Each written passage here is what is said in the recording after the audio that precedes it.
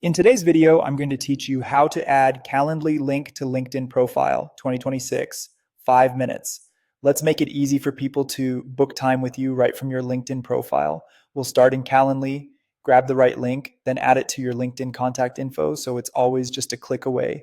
First, log into your Calendly account. Once you're in, choose the meeting or booking page you want people to use. If you have multiple event types, pick the one you'd like to promote on LinkedIn. Something like a short intro call often works best. Make sure the event is active and your availability is up to date so visitors won't hit a dead end. Next, click Copy Link for that meeting or booking page. This copies the full URL to your clipboard.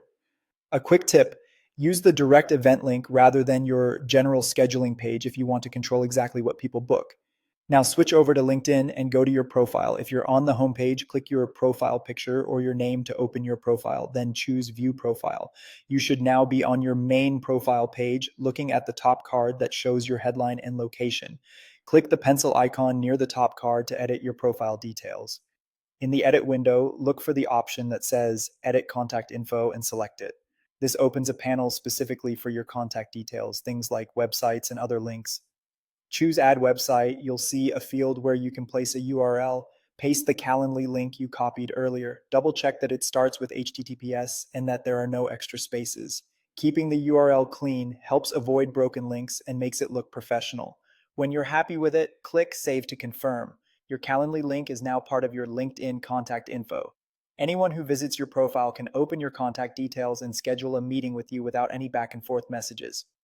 To review, we logged into Calendly, selected the specific meeting or booking page, copied its link, moved to LinkedIn, opened the profile editor, went into contact info, added a website, pasted the link, and saved. Simple, quick, and effective. If you ever change your availability or want to promote a different event type, just repeat these steps with the new link.